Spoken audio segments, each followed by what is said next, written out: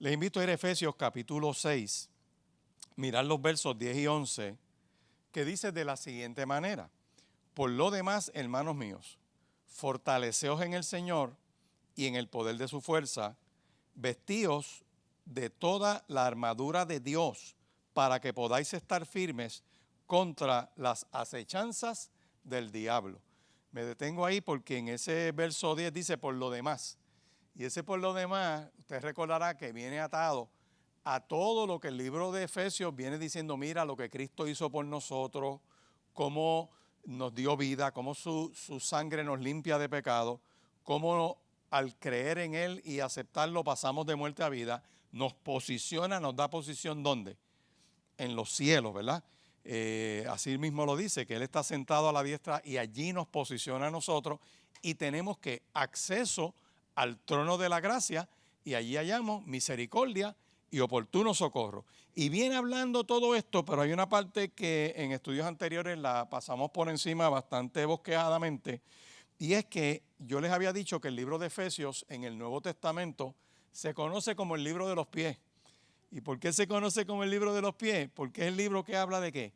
Del andar cristiano. Cuando uno mira, por ejemplo, en el Efesios capítulo 2, verso 2, cuando dice en los cuales anduvisteis en otro tiempo, o sea, hablando del andar, cuando uno mira, por ejemplo, en Efesios 4, nos dice a nosotros en el verso 1, yo pues preso en el Señor, os ruego que andéis como es digno del Señor. Y habíamos dicho que una de las herramientas espirituales, una de las armas espirituales que nosotros tenemos era que la conducta, el testimonio, lo que uno hace, si lo hace para la gloria de Dios, obedeciendo a Dios, eso se convertía en ¿qué? En una arma espiritual, porque acuérdense, resistid, someteos pues a Dios, resistid al diablo y ¿qué? Y de vosotros irá. O sea que si yo me someto a Dios, es que hago las cosas como Dios dice. Y ahí aclarábamos que nuestro testimonio no es que yo haga las cosas bien para ganarme el favor de Dios, es que ya Dios me amó primero. Y Dios me amó tal y como soy, y porque he creído en Él, hago obras que honran y glorifican su nombre, y somos ¿qué? Luces en medio de las tinieblas. Y Efesios, miren qué interesante, miren un momentito el capítulo 4, el verso 24, desde el verso 2, habla del andar cristiano. Y cuando uno mira el verso 3, nos dice que hay que andar ¿qué? En unidad. Cuando uno mira el verso 24, dice que tenemos que andar ¿cómo? En santidad. Cuando uno mira, por ejemplo, capítulo 5, verso 2, tenemos que andar en amor. Cuando uno mira el capítulo 5, verso 8, tenemos que andar en luz. Y cuando uno mira el capítulo 5, verso 15, nos dice que hay que andar ¿qué? En sabiduría. O sea, si andamos de esa manera, ¿verdad? En unidad, en santidad, en amor, en luz, en sabiduría, ese obrar cristiano es una herramienta contra el enemigo. Por eso es que cuando llegamos al capítulo 6, el apóstol dice por lo demás. O sea, no podemos olvidar todo lo anterior. No es cuestión de que miremos ahora el capítulo 6 y digamos, ay, yo me pongo una armadura. Espérate. Sí, la armadura es como una simbología de todo lo anterior. Y vamos a ver que cada parte de la armadura está atada ¿a qué? A un estilo de vida diario. Así que las armas de nuestra guerra espiritual son ¿qué? Son sobrenaturales. Y entre ellas incluye, estos son algunas, ¿verdad? La sangre de Cristo, el nombre del Señor Jesucristo, la palabra de Dios, nuestra vida crucificada por la fe, permite a Cristo habitar en nosotros por la obra del Espíritu Santo. Por eso es que el apóstol Pablo decía, ya no vivo yo, mas vive Cristo en mí.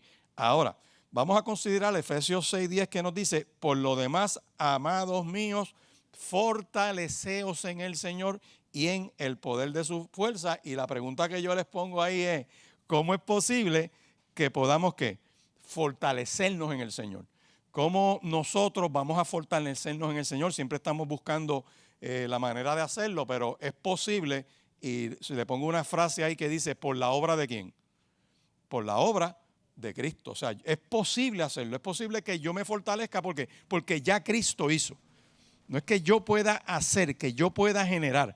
Claro que yo puedo hacer cosas, pero Él lo hizo primero. Amén. O sea, yo no puedo fabricar poder, yo no puedo generar poder. Yo voy a la fuente de poder. La obra de nuestro Señor y Salvador Jesucristo es la que nos permite hacer eso. Ahora, tener comunión con Dios por medio de Jesucristo es lo que se llama andar en luz, como Él está en luz. Tenemos comunión unos con otros y la sangre de Jesucristo, su Hijo, nos limpia ¿de qué?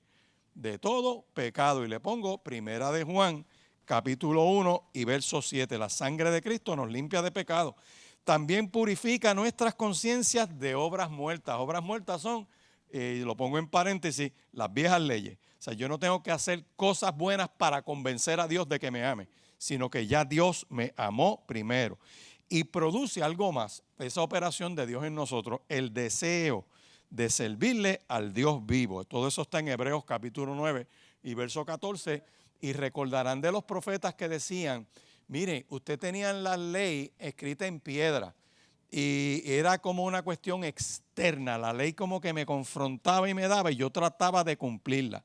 Pero como el ser humano no podía cumplirla, siempre fallaba en algo, dice que Dios, por medio de su Espíritu, iba a derramar de su Espíritu para escribirle ¿en dónde? En nuestros corazones. Que iba a quitar nuestro corazón de piedra para ponernos uno de carne. Y esa expresión es que el Espíritu Santo de Dios en nosotros, a lo que hemos creído, Dios es el que produce en nosotros ¿qué? El querer y el hacer por su buena voluntad. Así que aquí me detengo para recordarte que no es como tú te sientas, que no es si tienes achaques o no tienes achaques lo que hace depender tu relación con Dios, sino que la obra del Espíritu en nosotros es la que hace que esa obra poderosa. Por eso hay otro de los textos que los cito más adelante donde el apóstol Pablo dice, mira, aunque nuestro exterior se vaya desgastando, ¿qué pasa con el interior? Se renueva de día en día. Yo sigo mirando esta palabra y entonces gracias a la sangre de Cristo podemos entrar en el lugar santísimo en que está Dios.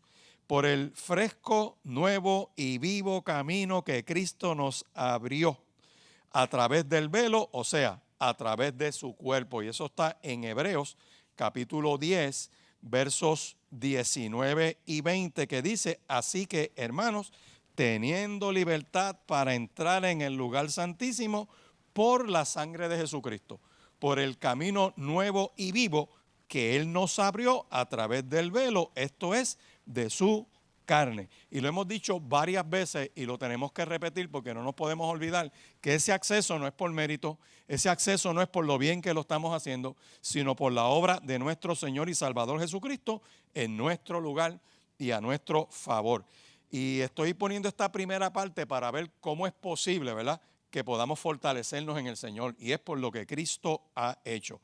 Hay muchos textos más que ya hemos cubierto que los podemos repasar de esa obra de nuestro Señor y Salvador Jesucristo a favor de nosotros. La redención, la reconciliación, la propiciación, la justificación, son palabritas que si uno mira Romanos capítulos 3 y por ahí sigue el libro de Romanos, se va a dar cuenta que la obra de Cristo es la que nos hace acepto ante Dios. Así que podemos fortalecernos en el Señor porque Dios nos rescató de las tinieblas satánicas, y esto es bien importante, y nos traslada al reino de su Hijo amado, quien compró nuestra libertad con su sangre preciosa y perdonó nuestros pecados. Y ahí le cito Colosenses capítulo 1, los versos 13 y 14, que lo dice exactamente de esa misma manera, ¿verdad?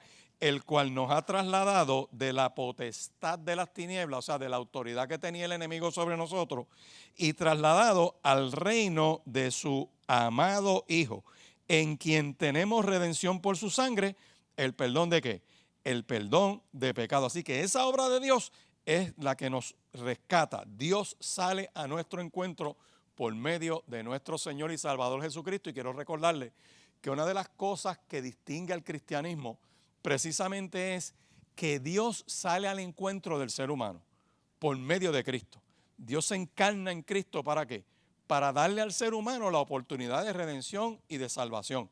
Que todo lo demás que sean expresiones religiosas en el planeta, el ser humano trata de conectarse con Dios como si esto fuera un ascensor, y hablan de niveles y todo esto, y empiezan a hablar, ¿verdad?, de ese tipo de expresión donde el hombre por esfuerzo propio va subiendo de niveles, va subiendo por etapas, va alcanzando más, como el que yo vi una vez alguien que decía, no, vamos alcanzando más unción. No, la unción la reparte Dios y la reparte como Él quiere. Y uno tiene que vivir dentro de esa unción. Y hay una serie de expresiones que vamos a estar viendo sobre esto, ¿verdad?, que tiene que ver, pero es Dios el que sale al encuentro de la humanidad para darle salvación por medio de Cristo. En todas las demás expresiones de fe, el ser humano trata de salvarse por obras, por rituales, por algún tipo de experiencia. Y una de las cosas que distingue, ¿verdad?, a nuestro Señor y Salvador Jesucristo es que recordar que Cristo estuvo en la creación, que todo fue hecho por medio de Él y para Él, que en el principio era el Verbo, que el Verbo era con Dios y el Verbo era Dios. Pero hay algo más, la sangre de Cristo derramada en la cruz, me gusta mucho como lo dice el verso 20 de Colosenses, puso la paz. Dice, y por medio de Él reconciliar consigo todas las cosas, así las que están en la tierra como las que están en los cielos, haciendo la paz mediante la sangre de la cruz. Y yo quiero que usted marque bien ese texto, porque parte de estar en comunión con Dios es que uno tiene ¿qué? Paz. La paz de Dios. Me gusta mucho como lo dice Isaías 26, cuando dice que la paz de Dios, que sobrepasa todo entendimiento, guardará vuestra mente y vuestro corazón en Cristo Jesús.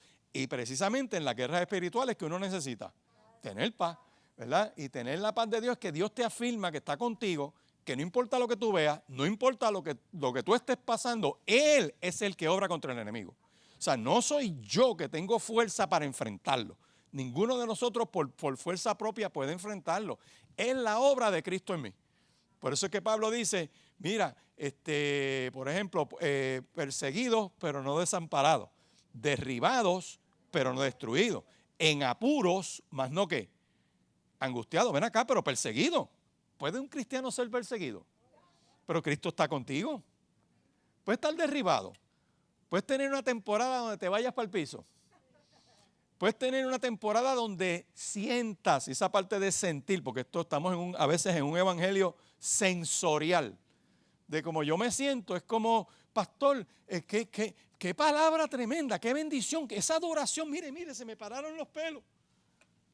Y yo siempre digo, bueno, se te pueden parar los pelos por varias razones. Amén. Y eso no significa de que Dios esté presente. Ahora bien, esta obra del Señor en nuestro lugar y a nuestro favor se supone que traiga paz. Así que puedo estar perseguido, dice, perseguidos, ¿pero qué? ¿Pero no qué? Derribados, pero no. En apuros, más no.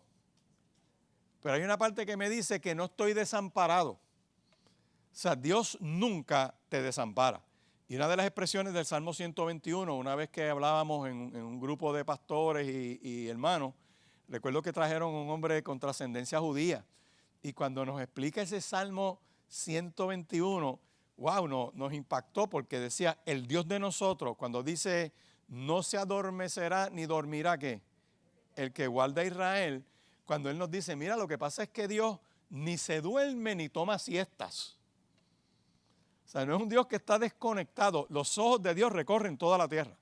Sus oídos están atentos al clamor. Pero lo que quiero retocar entonces con esto es que esa obra de Cristo en mi lugar y a mi favor también me tiene que dar paz. Así que eso es una nota de mucha esperanza. Ahora bien, ¿qué nos permite hacer esa fortaleza de Dios en nosotros? Ya yo sé que me puedo fortalecer en el Señor.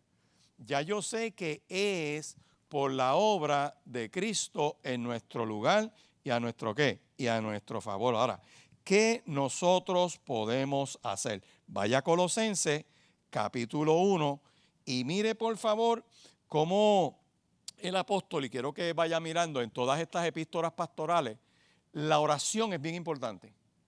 Y una de las cosas que tenemos que ver es que La oración era tan y tan importante que él la usaba continuamente, y no solamente él, los discípulos y el mismo Cristo, como un arma de guerra. Y mire cómo lo dice el verso 9, dice, por lo cual también nosotros, desde el día que lo oímos, no cesamos de orar por ¿quién? Me detengo aquí. ¿Qué estábamos haciendo hace poco en los grupos de oración? A base de lo que habían ¿qué? Oído. Hay gente en crisis, se presentan peticiones, hay situaciones que están pasando. Yo veo una turbulencia mundial, no solamente es mundial, ¿sabes? Una turbulencia que la pandemia ha estremecido todo, ha sacudido los marcos económicos, todo lo que es la salud, y han salido a la luz pública una serie de issues. Y la lucha de poderes que hay.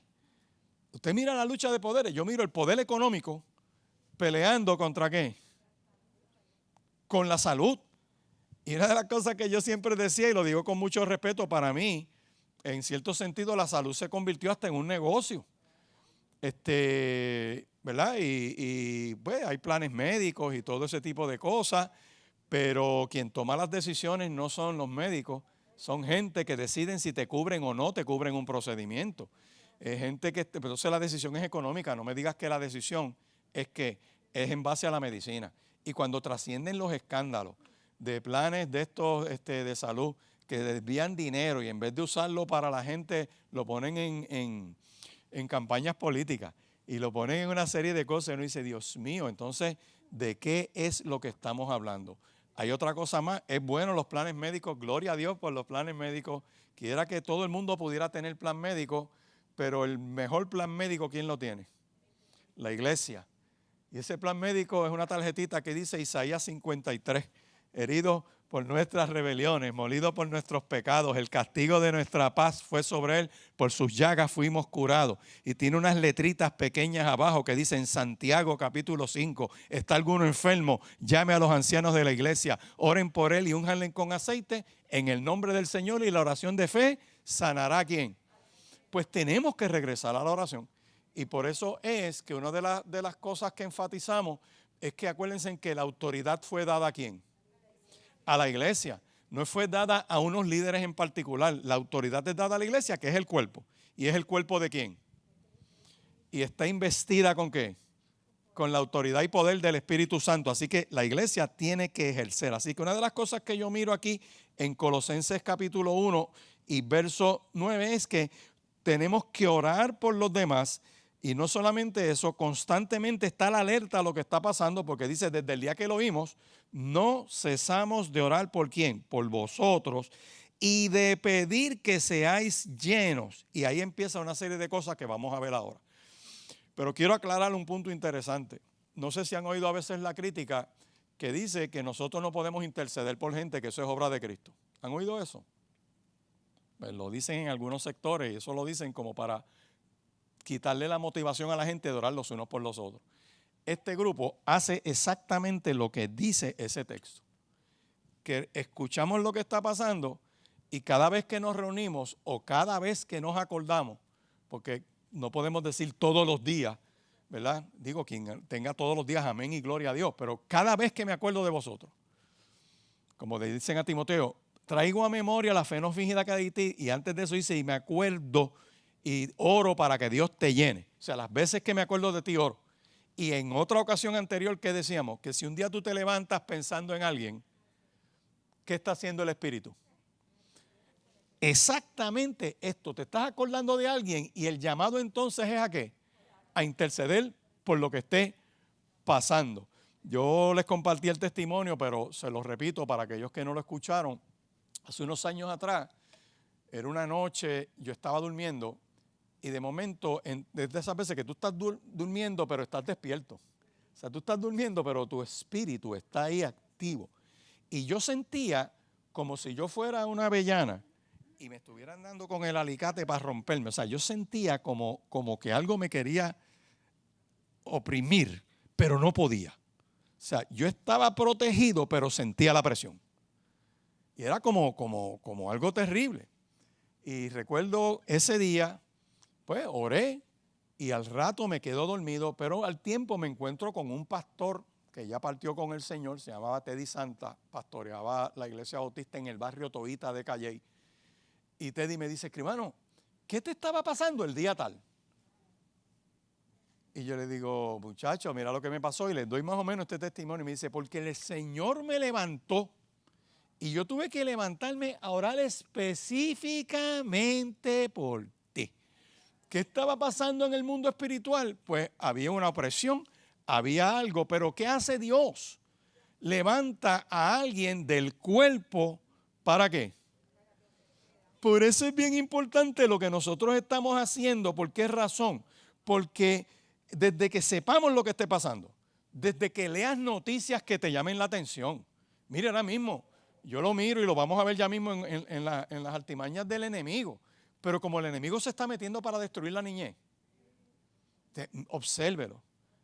¿Usted alguna vez había pensado que era posible que el Departamento de Educación del gobierno, en el material que tiene accesible para estudiantes de escuela intermedia tardía a superior, tenga un enlace de página pornográfica para enseñar? Pero ocurrió. Y yo le pregunto, ¿usted ha escuchado algo más de esa noticia? No. No ha habido un escándalo, no ha habido una actuación sólida. Usted no ve la federación ni la asociación de maestros hablando. Usted no ve los grupos feministas hablando.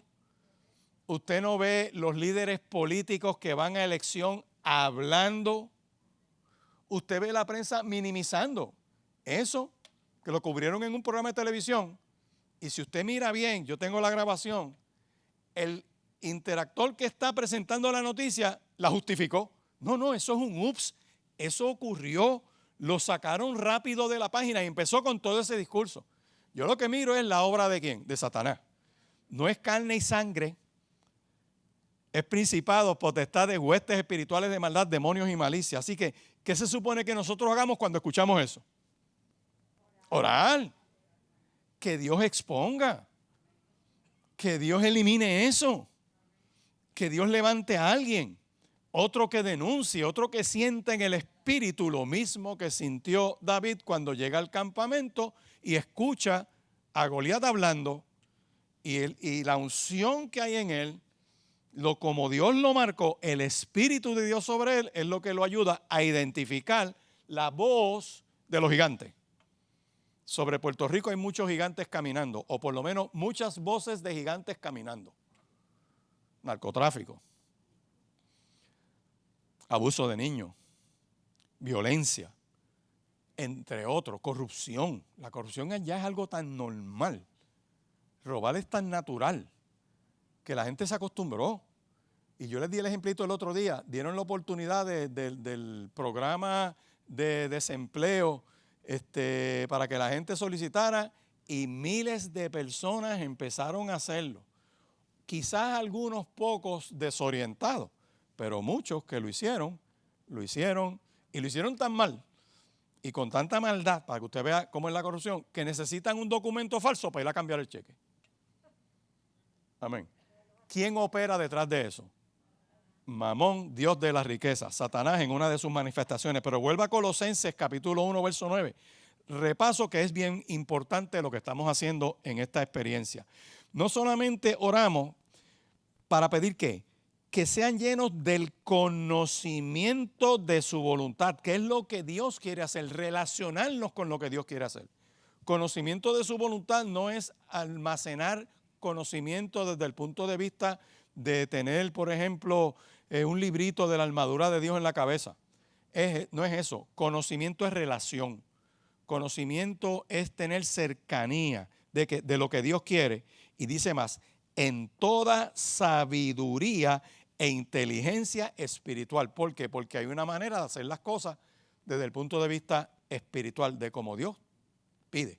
Un ejemplo, que sería una sabiduría e inteligencia espiritual, que no, sabiduría, acuérdense, es poner por obra lo que Dios dice. Eso es sabiduría. Usted recuerda el pueblo de Israel cuando va a conquistar Jericó, ¿qué hicieron? Los israelitas le dieron 13 vueltas, le dieron 13 vueltas a Jericó. ¿Era lógico darle vuelta a la ciudad? En silencio. Y el último día darle 7, cantando y adorando. ¿Es lógico?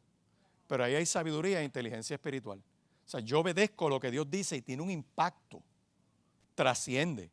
Porque una de las cosas que debemos acabar de aceptar y entender es que Dios no quiere que yo lo entienda, sino que lo obedezca.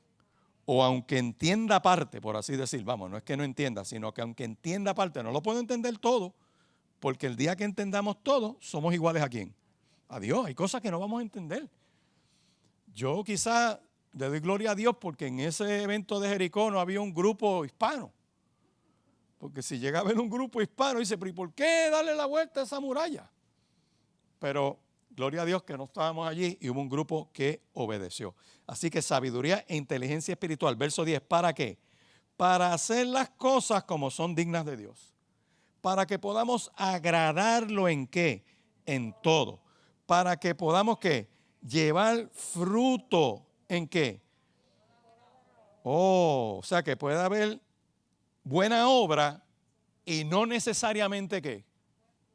Buen fruto. ¿Van viendo? O sea, la iglesia no hace lo que hace como si fuera un club social secular. Lo que hacemos debe llevar ¿qué? Fruto. Eso nos tiene que poner entonces a repensar todo lo que estamos haciendo. ¿Qué debemos corregir en nuestra vida? Porque debe glorificar a Dios. Así que cuando yo sigo mirando Colosenses capítulo 1, me dice, mira, llevando fruto en toda buena obra y creciendo en esa relación con Dios. Y aquí viene, fortalecidos con todo poder, conforme a la potencia de ¿quién? De su gloria. Por eso es que cuando nosotros hacemos lo que tenemos que hacer para Dios con el propósito de adorarlo y de agradarlo, eso glorifica a Dios. Amén. Su gloria nos cubre. Es como cuando la gloria de Dios se manifestaba en el tabernáculo. Es como cuando la gloria de Dios cubría a Moisés en el Sinaí. El hacer las cosas como Dios dice permite que su gloria nos cubra. Eso es glorificar a Dios. Hacer las cosas para Dios.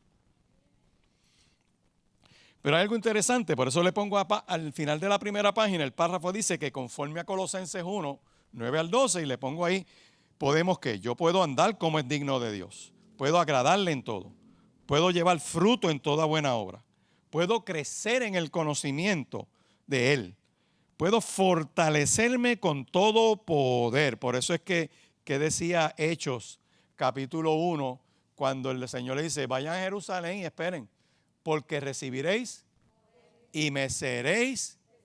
A eso se refiere esa palabra. Hay una anécdota que yo la oí hace muchos años. Se me olvida el predicador, pero está hasta en libros, que dicen que hay un evento y que traían en ese evento a gente que manifestaba como en los talentos esos que salen por televisión de Inglaterra y de Estados Unidos, a ver quién tiene talento, y unos cantan y unos hacen unas cosas. Y traen una persona que cantó y trajeron a uno que recita. Y esa persona lo que hizo fue que se paró y recitó el Salmo 23. Pues y terminó y la gente aplaudió y qué cosa más tremenda. Entonces, al final traen a un anciano que se paró allí y recita el Salmo 23. Con la diferencia que la gente no aplaudió, sino que cayó como una paz en el lugar. Muchos empezaron a llorar, otros empezaron a pedir perdón a Dios. Y alguien dijo, ven acá, pero ¿qué pasó aquí? Porque el dramaturgo recita el Salmo 23 y la gente aplaudió admirada. Pero cuando ese anciano se paró y dijo el Salmo 23, ocurrió un efecto totalmente distinto en la gente que lo escucha. Y un creyente que opinaba sobre eso decía, la gran diferencia es que el dramaturgo conocía el Salmo del pastor, pero el viejito conocía al pastor del Salmo. Esa es una gran diferencia. Cualquier semejanza con cosas que puedan estar pasando, a veces dentro del pueblo, hace una gran diferencia. Mientras más la gente se relaciona con Dios, algo empieza a ocurrir. Así que esto es bien importante, ¿verdad?